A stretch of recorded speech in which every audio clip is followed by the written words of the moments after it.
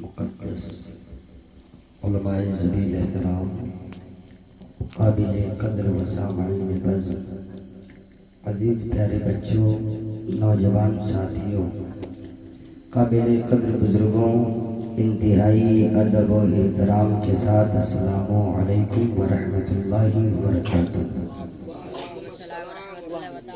अल्हम्दुलिल्लाह अल्हम्दुलिल्लाहि रब्बिल आलमीन वल आक़िबतु लिल मुत्तक़ीन वस्सलातु वस्सलामु अला मन काना नबिय्यन व आदम बैनल माई वत्तीन व अला आलिहि व अस्हाबिहि अजमाईन अम्मा बाद फ़अऊज़ु बिल्लाहि मिनश शैतानिर रजीम बिस्मिल्लाहिर रहमानिर रहीम अर्रिजालु क़व्वामूना अलन निसा सदक़ल्लाहु मौलाना अज़ीम व बल्लगना रसूलुहुल नबियुल अमीनुल महीनुल मबीनुल मतीनुल करीम व नहनु अला ज़ालिका लमिनश शाहिदीन वश्शाकिरीन वज़्ज़ाकिरीन वल्हम्दुलिल्लाहि रब्बिल आलमीन। उसी पे मेहरबान पे गफूर होता है कि जिसके कल्ब में इश्क़े हुज़ूर होता है। और ए आशिकाने शहे अंबिया दुरूद पढ़ो, क्योंकि दुरूद पढ़ने से चेहरे पे नूर होता है।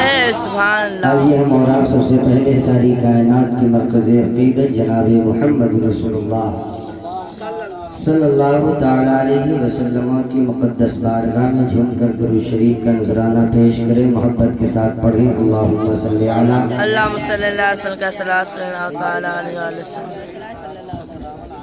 बारिक व सल्लिम सलातन व सलामन अलैका या रसूलल्लाह।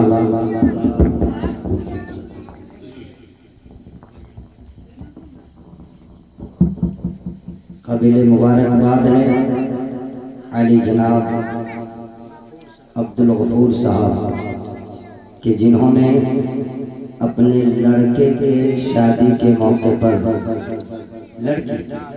लड़की की शादी के मौके पर इस अज़ीम शान महफिल मिलादुन नबी सल्लल्लाहु अलैहि वसल्लम का प्रोग्राम बनाया। अल्लाह ताला की बारगाह में दुआ करते हैं, मौला कल होने वाले शादी खाना आबादी को आबादी बना दे और इस मिलाद पाक में जितने लोग बैठे हैं अल्लाह उठने से पहले सबकी परेशानी को दूर फरमा। आमीन सुम्मा आमीन। उठने से पहले अल्लाह ताला सबों को खुशहाली जिंदगी अता फरमा।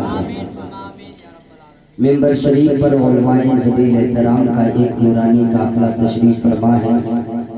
खुसूसियत के साथ बिलखुसूस उस्ताद मुकर्रम उस्तादुल हुफ़ाज़ वल कुर्रा आशिक़ हुज़ूर ताजुश शरीया शहदाई हुज़ूर शरीर नेपाल खतीब बावकार खतीब हर दिल अजीज़ नाशिरी मसलके आला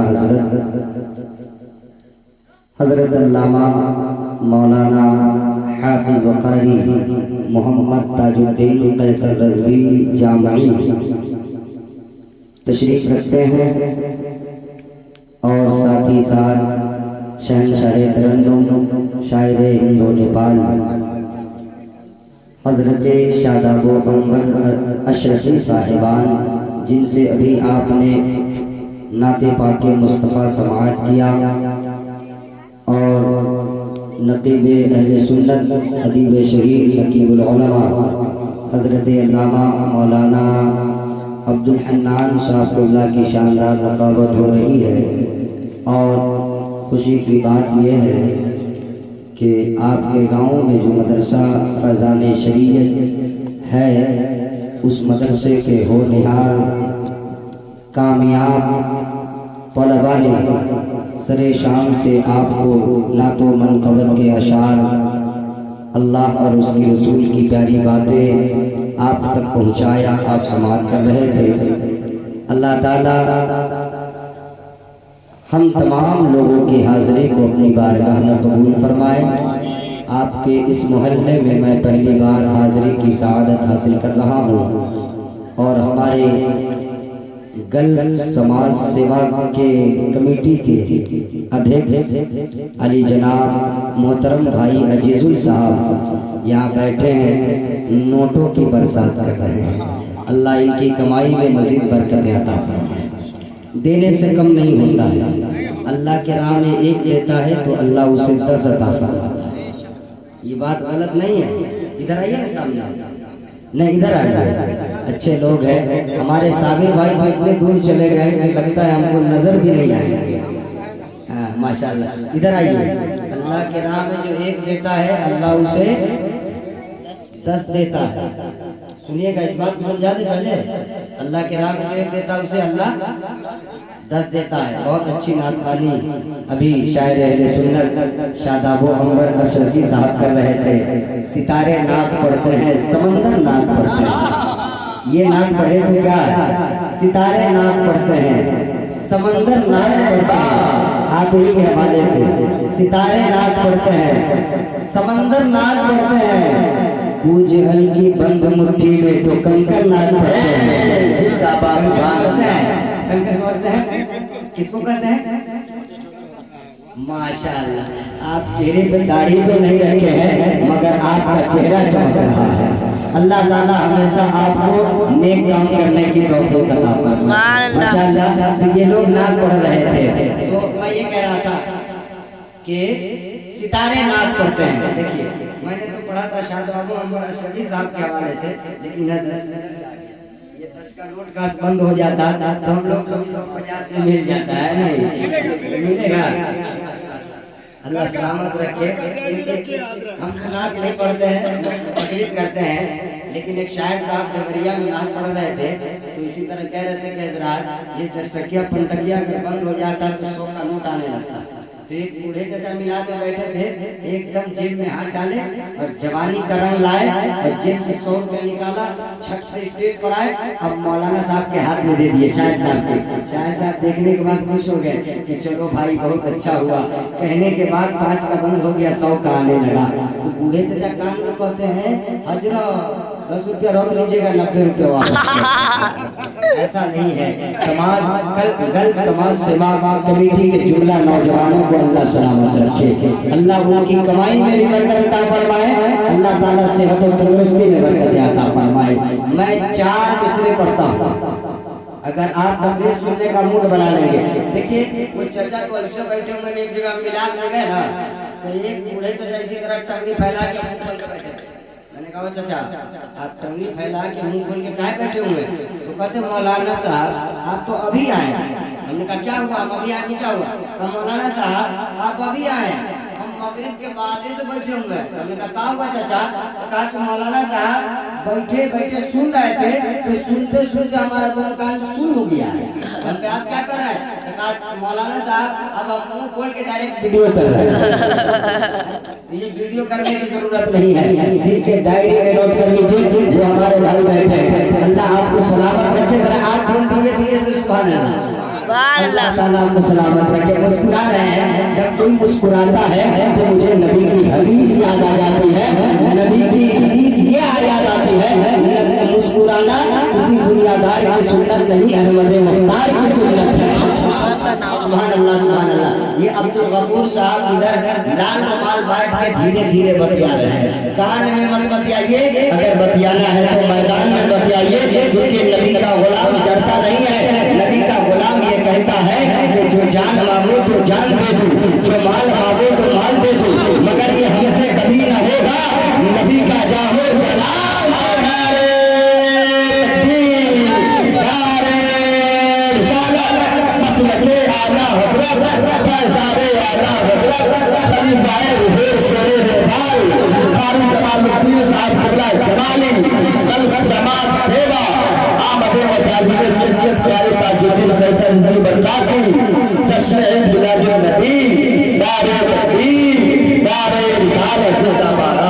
जो लोग जवाब दे रहे हैं सबकी उम्र में बरकत अता फरमाए, और जो जवाब नहीं दे रहे या अल्लाह उसको यहाँ से उठा ले। अल्लाह ताला सबको सलामत रखे। आप नहीं बोल रहे हैं मुझे भाई अध्यक्ष साहब हैं, साबिर भाई इधर भागे, इधर बैठे इधर भागे। कहीं मौलाना के आगे रहेंगे तो हमको भी 10 रुपया देना नहीं पड़ जाए। याद रखिएगा, अल्लाह की मोहब्बत में 10 दीजिएगा, अल्लाह 100 अता फरमा देगा। आपके लिए और साबिर भाई के लिए और मन्नू भाई के लिए भी ये 4 मिसरा पढ़ रहा है, क्योंकि ये लोग मेरी तकरीर पर तवज्जो नहीं दे रहा है। नबी की महफिल सजाए होता है, इधर उधर बत्ती लगाए होता है, और सुभान अल्लाह बोलबे न करी हो तो जमालुद्दीन जमाली को बुलाए होता है। बोलिए सुभान अल्लाह, और प्यार से सुभान अल्लाह। हाँ, मैं ये अर्ज कर रहा था कि ये शादी की महफिल है। किस चीज की महफिल है? शादी की महफिल है। एक हदीस शरीफ हम सुनावे, मिशकात की हदीस पाक है। हुजूर इस हदीस पाक के रावी हजरत अबू हुरैरा रज़ियल्लाहु तआला अन्हु, हुजूर सल्लल्लाहु अलैहि वसल्लम फरमाते हैं, उलमाए किराम की तवज्जो सुनिए गौर से, ये गल्फ समाज सेवा कमेटी जो है गरीबों की मदद करती है। अल्लाह ताला गल्फ सेवा समाज कमेटी के जुमला नौजवानों की कमाई में खूब बरकत दे। मैं ये दुआ नहीं किया हूँ कि बरकत दे तो जमीन पड़ोसी के जमीन को खरीद के उसको भगा दे। मैंने इसलिए दुआ दिया है कि मौला अगर तू गल्फ समाज सेवा कमेटी के नौजवानों को तू दौलत दे देगा तो ये गल्फ समाज सेवा का कमेटी नौजवान कमेटी दुनियादार के नक्शे कदम पर अमल नहीं करेगा। ऐ मौला अगर तूने गल्फ समाज कमेटी के नौजवानों को अगर तूने पैसा दे दिया तो ये नौजवान दुनियादार के नक्शे कदम पर नहीं चलेगा, हज़रत उस्मान गनी के सुन्नत पर अमल करता।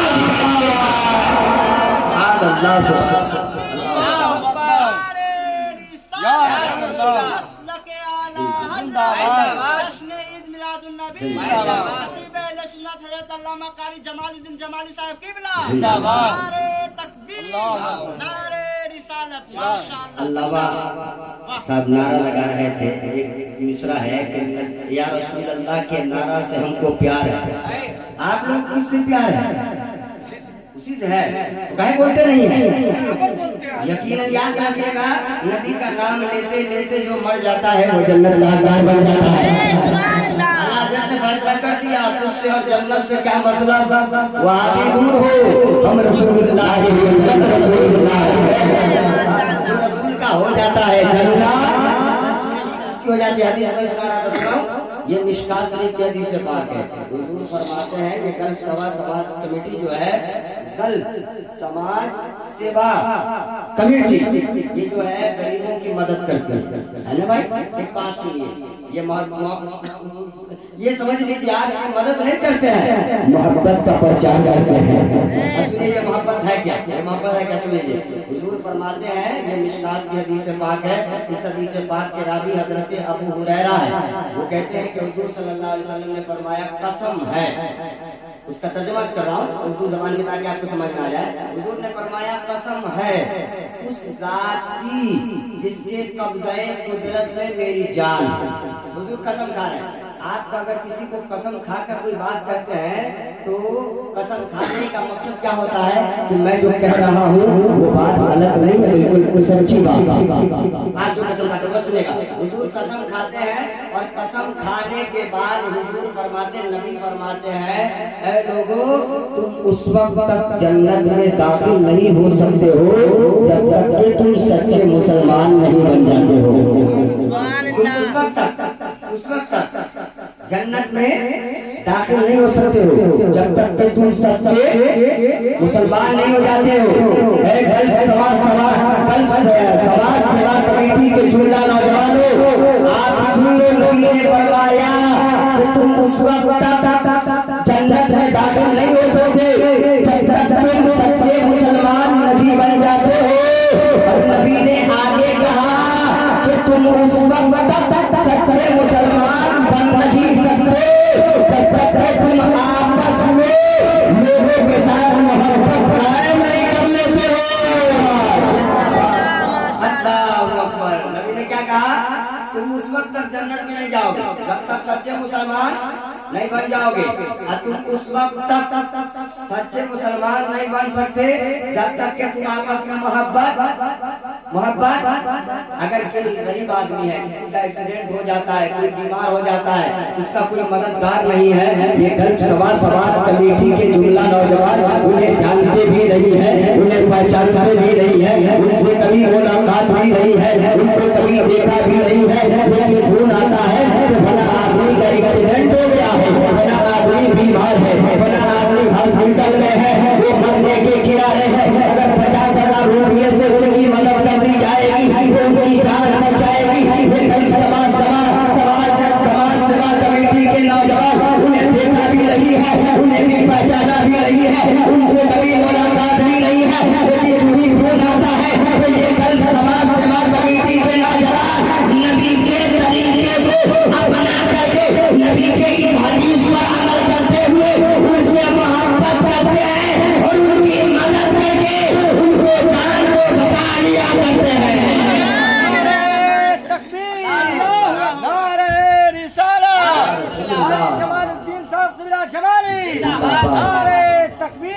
अच्छा एक बात और बताता हूँ, हिंदुस्तान में एक बुजुर्ग है जिनका नाम है, यकीनन मैं कहता हूँ कि जो अनपढ़ आदमी होगा वो भी नाम सुनने के बाद तरफ जाएगा, इसलिए तरफ जाएगा कि वो सब जितने हैं यहाँ सुन्नी मुसलमान हिंदुस्तान या नेपाल में सब उन्हीं का दीवाना है, उनका नाम है ख्वाजा मोइनुद्दीन।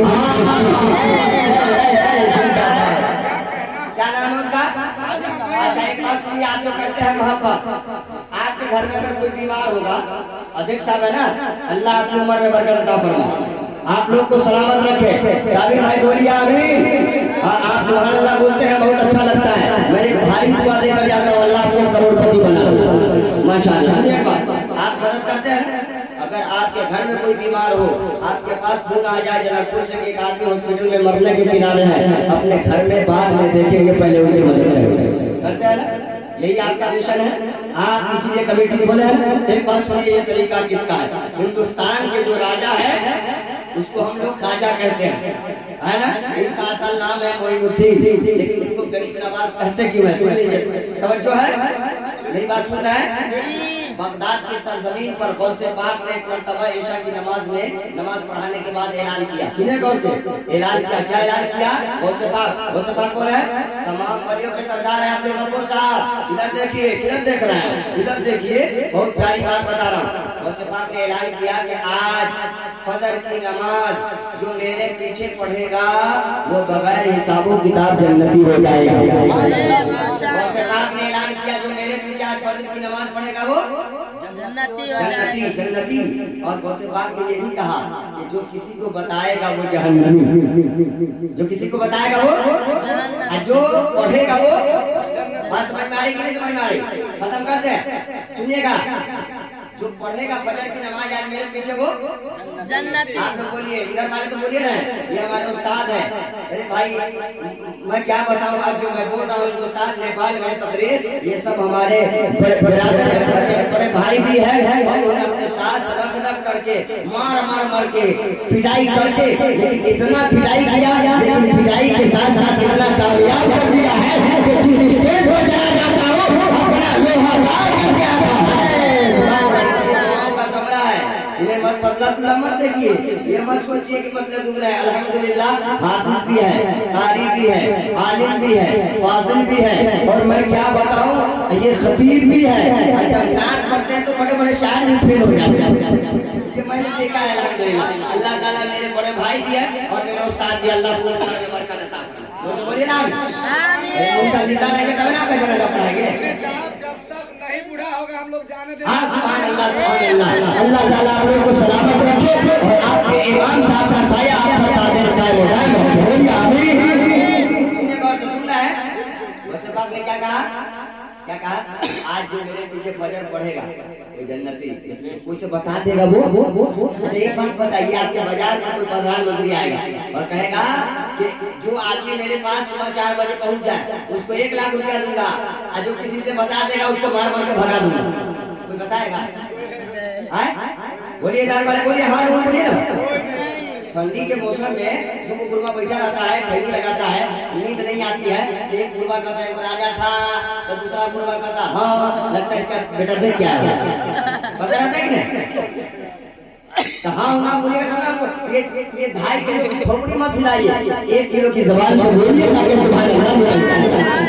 तो मैं क्या करा, कोई बताएगा? कोई बताएगा? बताएगा? नहीं बताएगा। लेकिन गौस पाक ने क्या ऐलान किया कि जो मेरे पीछे पढ़ेगा वो जन्नती, जो किसी से बताएगा वो जहन्नमी। उसी में गरीब नवाज भी थे, बोलिए सुभान अल्लाह। गरीब नवाज थे, सब लोग अपने अपने घर गए, खाना खाया, सो गए, लेकिन गरीब नवाज को यूं ही गरीब नवाज नहीं कहा जाता है। सरकारें गरीब नवाज जाकर खाना खाकर सोते नहीं है, बल्कि सबके दरवाजा जाते हैं, कुंडी खटखटाते हैं, लोग दरवाजा खोलते हैं तो गरीब नवाज कहते हैं लोगों सोने का वक्त नहीं है, सोया मुकद्दर जगाने का वक्त आ गया है। सोया मुकद्दर जगाने का वक्त आ गया। क्या वो कैसे कहा कि गरीब नवाज कहते हैं लोगों सोया मुकद्दर जगाने का वक्त इसलिए आ गया है कि आज गौसे पाक ने ऐलान किया है कि जो मेरे पीछे फजर की नमाज पढ़ेगा वो जन्नती है। इंतजार करो, फजर की नमाज का इंतजार करो, जब आजाद हो मस्जिद में जाओ और गौसे पाक के पीछे नमाज पढ़ के जन्नती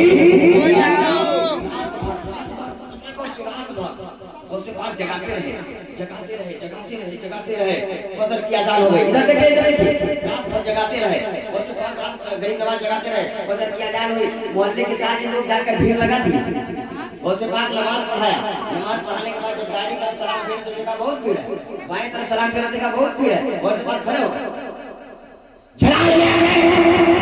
और खड़े होकर कहा कि कौन है जिसने लोगों से बताया है मैंने ये कहा था कि जो मेरे पीछे पढ़ेगा वो जन्नती है, पढ़ेगा वो और जो बताएगा वो किसने बताया? गरीब नवाज खड़े हो गए, काट रहे हैं, डरते डरते का हुजूर मैंने बताया है।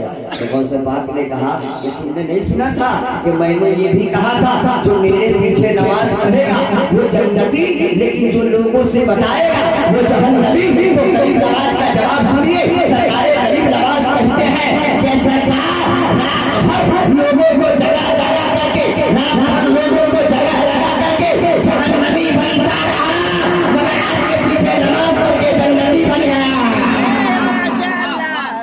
लोगों को जगा कर जहन्नमी बना, आपके पीछे नमाज पढ़ के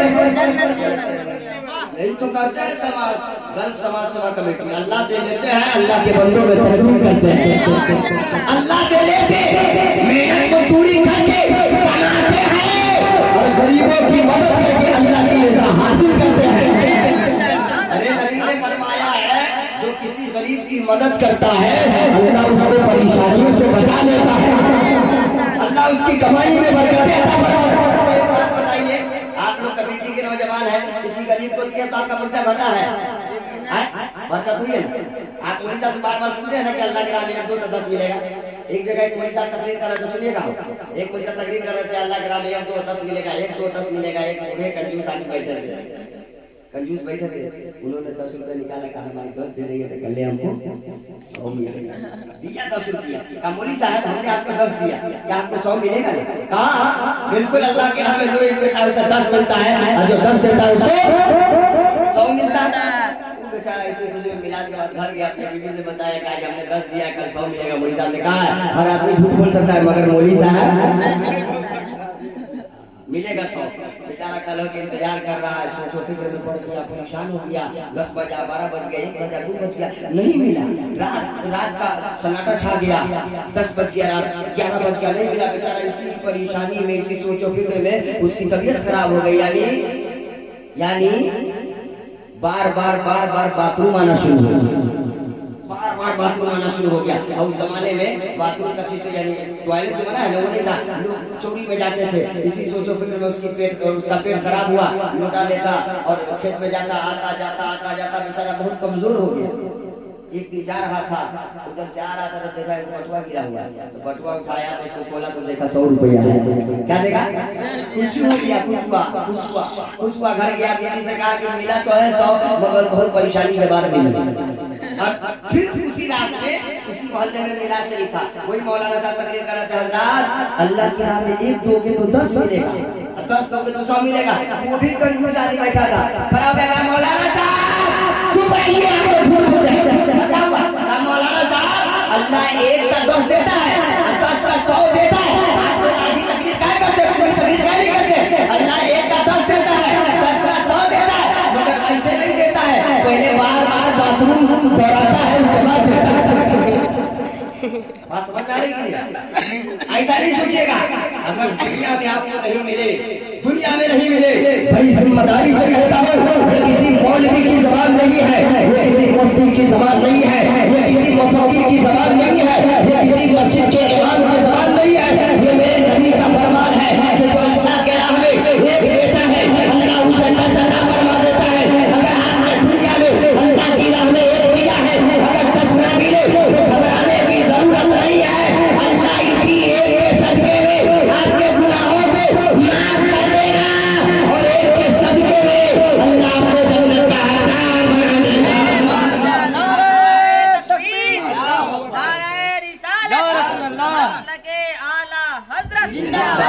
समाज सेवा अल्लामा कारी जमालुद्दीन जमाली, नारे तकबीर। जल्दी खत्म कर देंगे, जल्दी खत्म कर देंगे, घबरा तो नहीं ना रहे, हम जल्दी खत्म कर देंगे। हाँ, कोई करने वाले नहीं है, क्योंकि बहुत कम लोग भी बैठे हैं। वक्त पर काफी है, खतरा हमें खुशहंगाम का। चल गया जब खेत तो पानी बरसा, खेत तक जल जाएगा, पानी बरसे तो कोई काम का होगा? आप लोग के भाग जाइएगा, हम मिलाद खत्म करेंगे तो कोई बात बनेगी? हाँ सुनिए, बस एक बात और जरूर बताऊंगा। आज एक भाई तरक्की करता है तो दूसरा भाई असर करता है। देख रहे हैं, ये गलत समाज सेवा कमेटी के अध्यक्ष भाई अजीजुल भाई क्या बोलते हैं साबिर और जुमला जो भी है हमारे प्रोफेसर भाई है, आप भी है, नाम तो सबका नहीं जानता हूँ, अल्लाह सबको सलामत रखे। मौलाना जमाल साहब भी तक बैठे हुए हैं, हमारे हम नाम है। अल्लाह ताला हमारे ही सबके में आपकी उम्र में बरकत अता फरमाए और आपके नाम की बरकत से अल्लाह हमारी उम्र में बरकत अता फरमाए। जोर से बोलिए ना आमीन। हाँ, ये एकदम हो गया हुआ। एक आदमी तरक्की करता है, दूसरा आदमी हमारे भाई का नाम मोइनुद्दीन। अरे सुभान अल्लाह, अल्लाह ताला आपको ख्वाजा पाक का सदका अता फरमाए। लेकिन आप हमको लोग बुलाते नहीं है, इतना भारी दुआ देती है, आप बुलाइएगा हमको। दिमाग में आ गया है, दिमाग में मत रखिए, क्योंकि दिमाग उड़ जाता है मगर दिल में रखता है, उसे याद दिल में रखिएगा, क्योंकि दिल से जो आग निकलती है असर करती है, पर नहीं ताकतें परवाज़ नहीं करती है।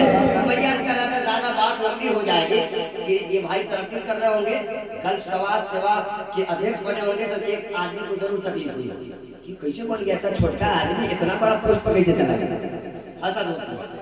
लेकिन एक बात याद रखिए, अगर कोई जलता है तो जलने वाला जलता रहेगा, उसका काम बनता रहेगा। एक शेर है कि बहुत पहले हाजीपुर में जब हम पढ़ ही रहे थे, बहुत छोटे थे, हिफ्ज़ कर रहे थे हम अपने बड़े भैया के पास, महनार शरीफ है ना, महनार शरीफ वैशाली में है, पढ़ा रहे थे, बहुत बड़े मदरसा में पढ़ा रहे थे, हेड मदरसा इस्तेमाल के। तो हम पढ़ते थे, छोटे थे, तो हम एक जलसा हुआ था हाजीपुर में, नहीं तो हमको लेकर गए थे, वो बात अभी भी याद है। नहीं, मामू भांजे के मज़ार, मामू भांजे के मज़ार, मामू का भी मज़ार है, भांजे का भी, दोनों का बगले में, सुनिएगा।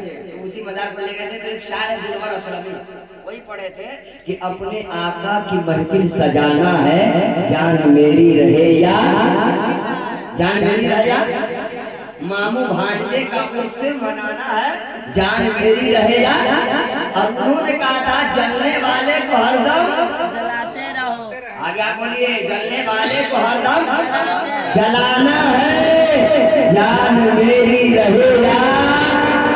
घबराने की जरूरत नहीं। इसमें एक बात, मशनवी शरीफ एक किताब है, उसके राइटर अल्लामा रूम रहमतुल्लाह अलैह एक वाक़िया लिखते हैं, बड़ा खूबसूरत वाक़िया। ये कोई छोटी मोटी किताब नहीं है, लकड़हारा बकरहारा, बहुत बड़े अल्लामा रूम है और उनकी किताब बहुत मोटी किताब है। उसमें लिखा है ये बात कि जो जलेगा वो जल जल के मर जाएगा और जिसके बारे में गलत सोचेगा वो कामयाब हो जाएगा।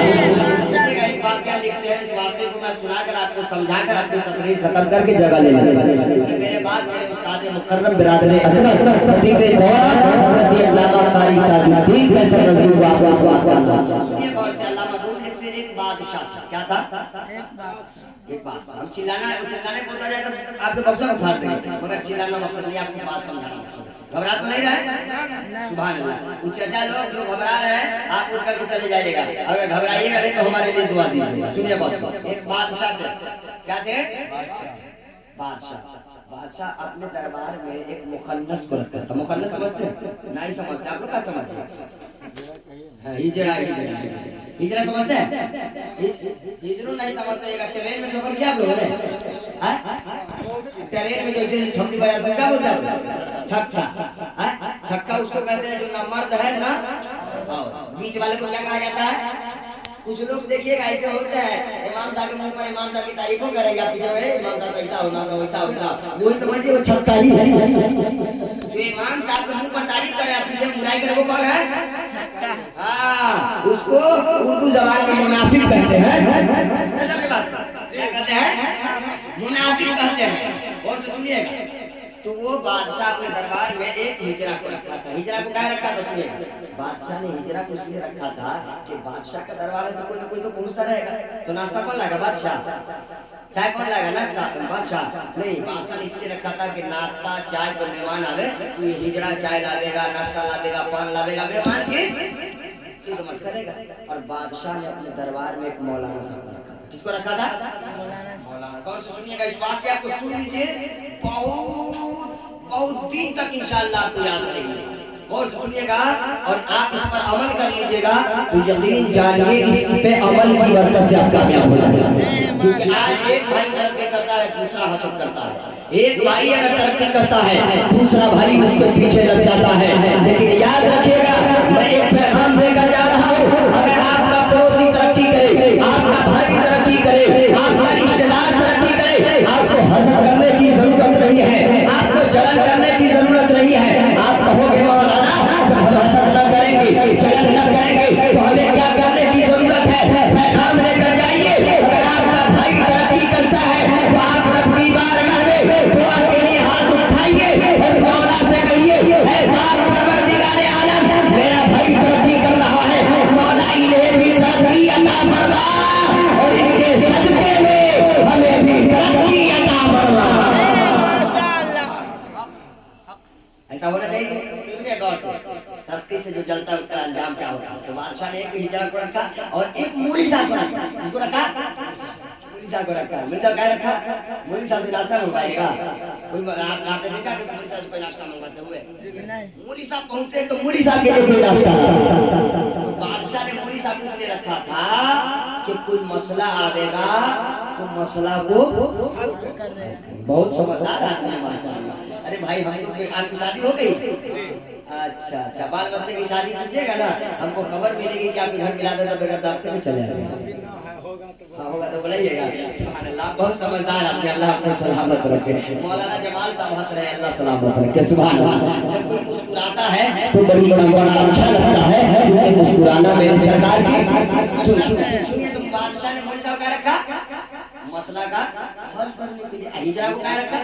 छक्का को नाश्ता चाय पान लाता। सुनिए, ये हिजरा जो था ना, दिन भर चाय लाता, पान लाता, नाश्ता लाता, ये लाता वो लाता, काम करता रहता।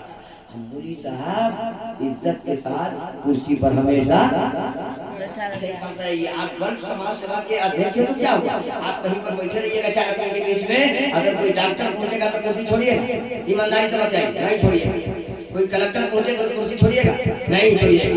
कोई बादशाह पहुंच जाए कुर्सी छोड़िएगा, नहीं छोड़िएगा। मगर एक छोटा सा पुलिस पहुंच जाए आप कुर्सी छोड़ दीजिएगा।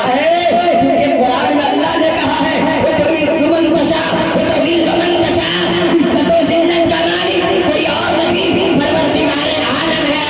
आलिमों को जो मकाम मिला है, आलिमों को जो इज्जत मिली है, वो किसी और की तरफ से नहीं, परवरदिगार आलम की तरफ से मिली है।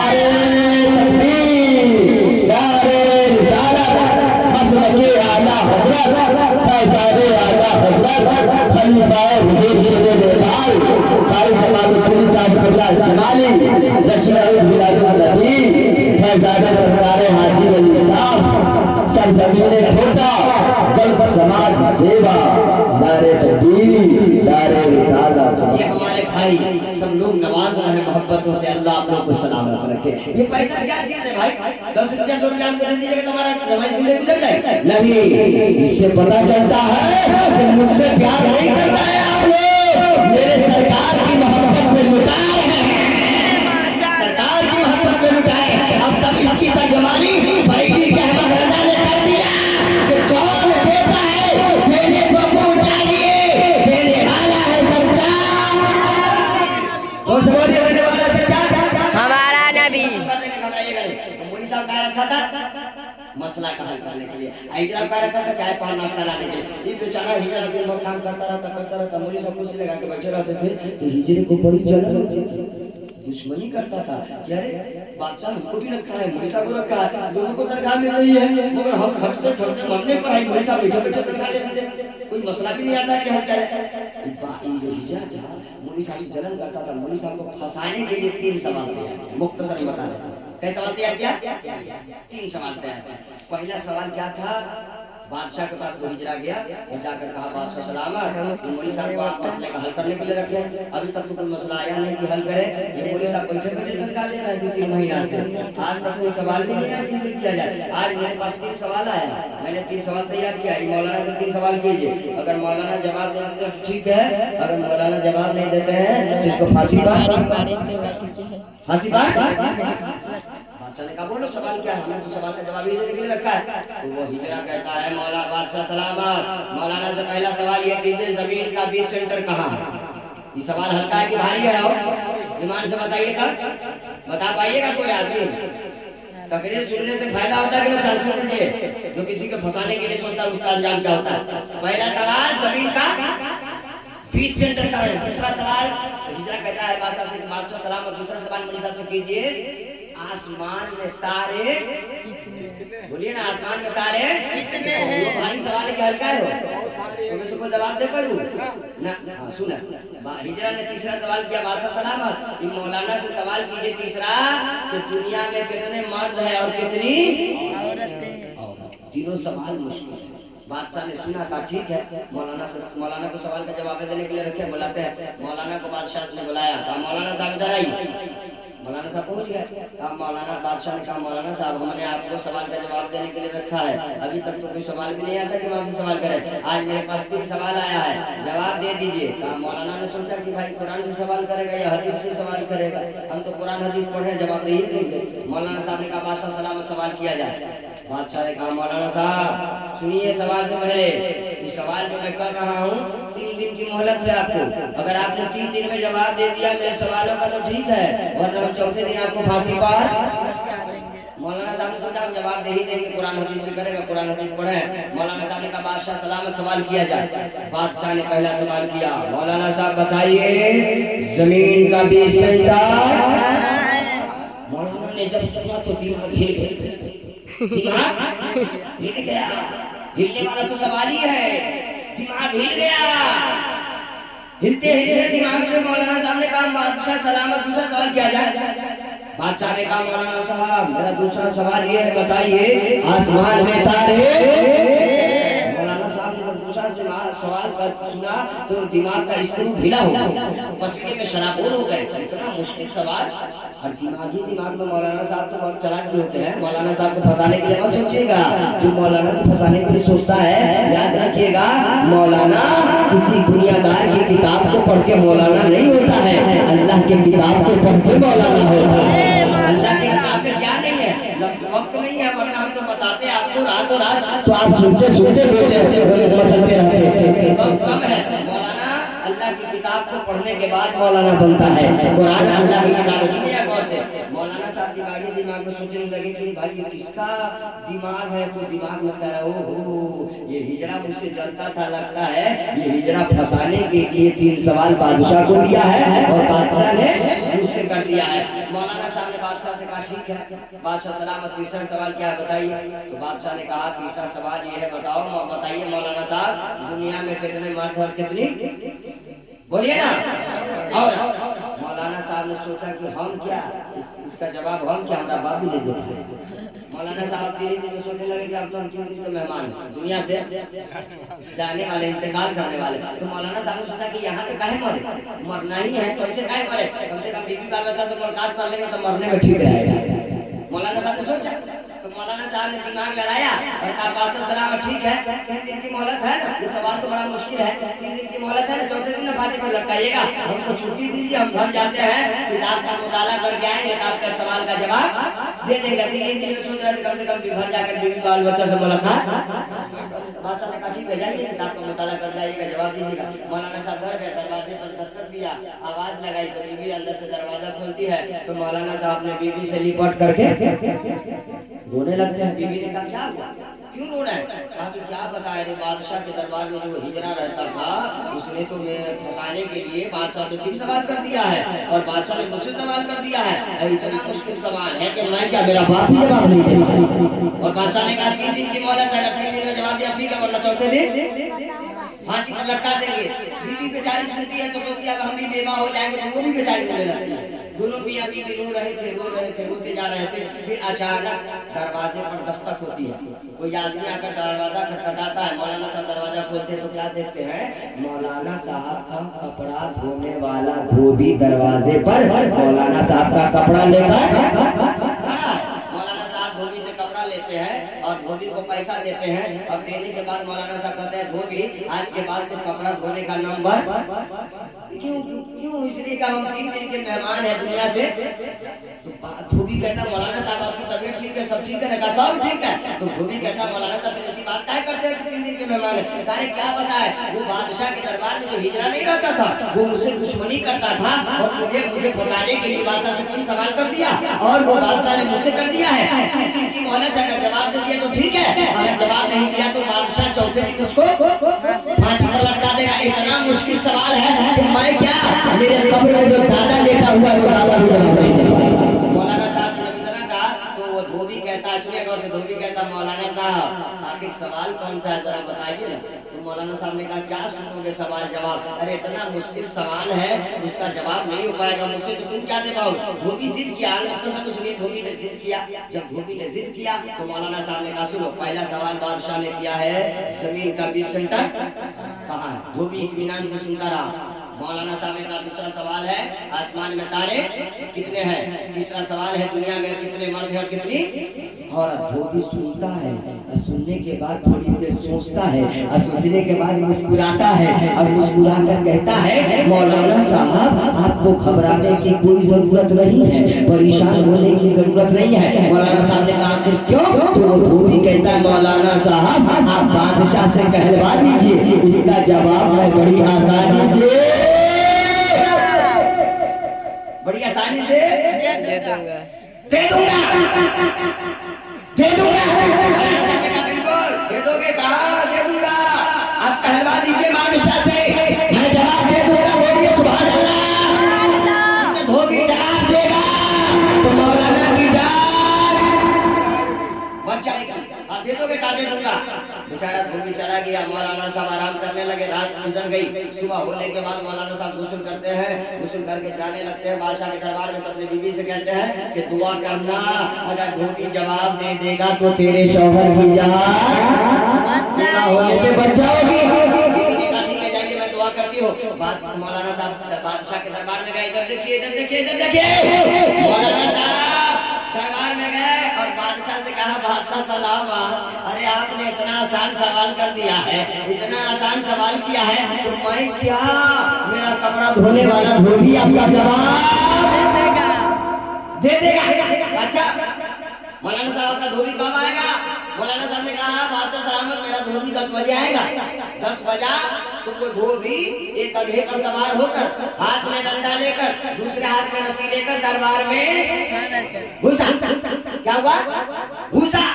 घुसना चाहा तो दरवाजे पर एक होता है दरबारी, क्या बोलते हैं हम लोग? दरबार समझ आए कि नहीं समझ आए? खत्म करें कि सुनिएगा, इस बात को सुन लीजिए।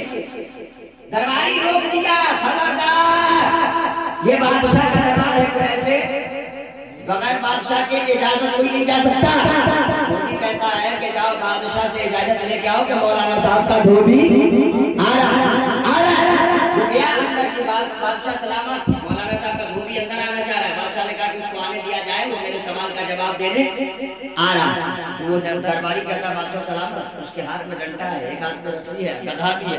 तो बादशाह ने कहा कि जाओ धोबी से कह देना रस्सी डंडा गधे को यहीं पर छोड़ करके अब खाली हाथ अंदर जाए। वो दरबारी किया, कहा धोबी बादशाह का आर्डर है, बादशाह का हुक्म है कि रस्सी गधा डंडे को यहीं छोड़ दो, खाली हाथ अंदर जाओ। तो वो धोबी कहता है दरबारी से कि जा बादशाह से कह देना कि वो धोबी कह रहा है अगर रस्सी डंडा गधा नहीं होगा तो बादशाह के सवालों का जवाब भी नहीं होगा। वो दरबारी किया जाएगा, बादशाह वो धोबी को ऐसा ऐसा कह रहा है। तो बादशाह ने कहा सबके साथ अंदर आने दो, सबके साथ अंदर गया। जाने के बाद वहां देखा कि बादशाह अपनी कुर्सी पर बैठा है, धोबी सामने जाके खड़ा हो गया। धोबी ने क्या देखा कि बादशाह के दाएं तरफ वो हिजड़ा बैठा हुआ, हिजड़ा खड़ा है जो फंसाने के लिए सवाल किया। सुनिए गौर से, जो फंसाने के लिए सोचता उसका अंजाम क्या था। अब बस जो पॉइंट की बात है वो मैं आपको बता दूं।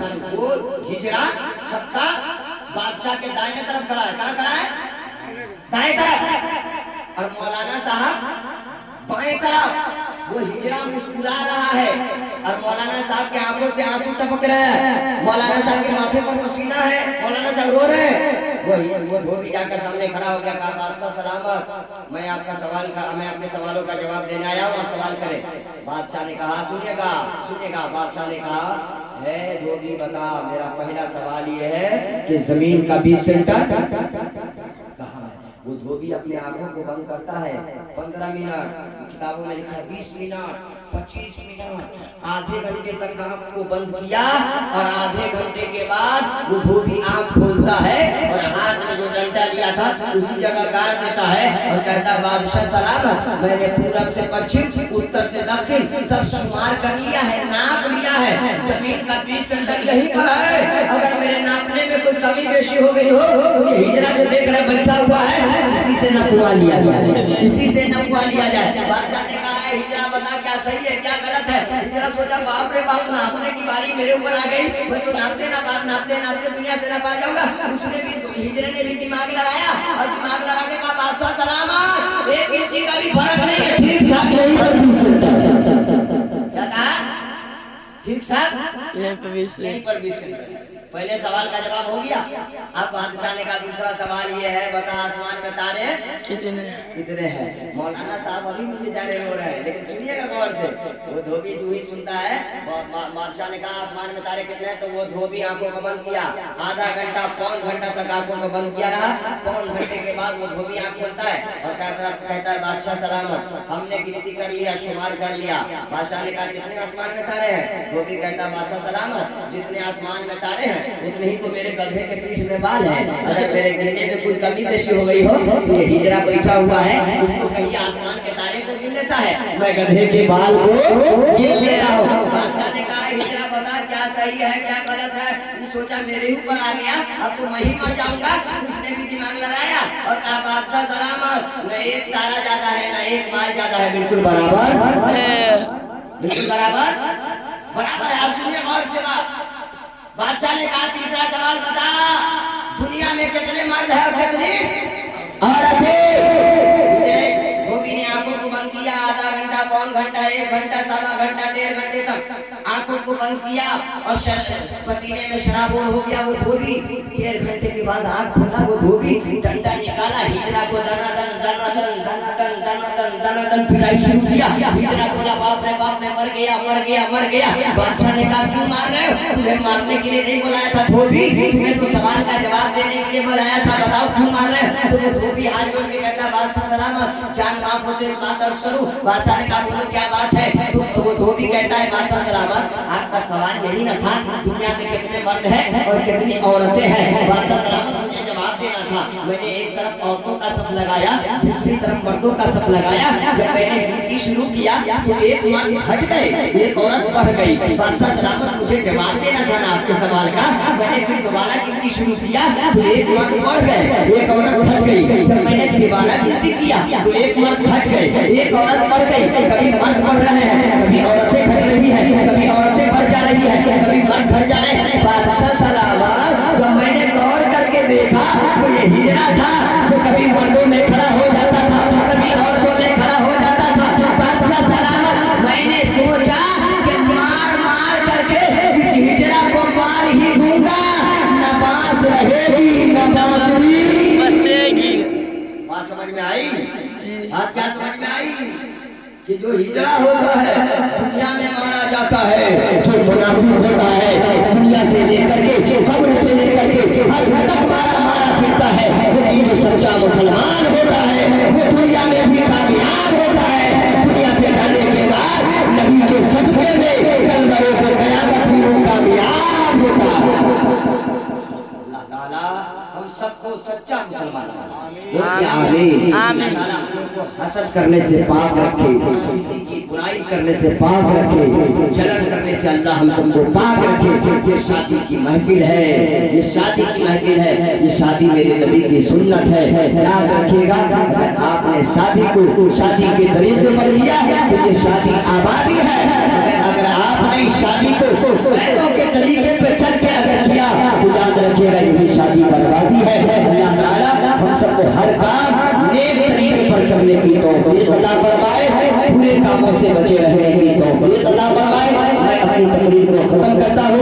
अस्तगफिरुल्लाह, सब लोग बोलिए अस्तगफिरुल्लाह रब्बी मिन कुल्ली ज़ंबिन व अतूबु इलैह। बोलिए गलत आवाज़ से ला इलाहा, और जोर से ला इलाहा। क्योंकि जब बंदा ला इलाहा इल्लल्लाह के हथौड़े से इस दिल को पीटता है तो इस सीना से कीना दूर हो जाता है। ये सीना नबी की मोहब्बत का करीना बनता है। ला इलाहा इल्लल्लाह मुहम्मदुर रसूलुल्लाह सल्लल्लाहु तआला अलैहि वसल्लम।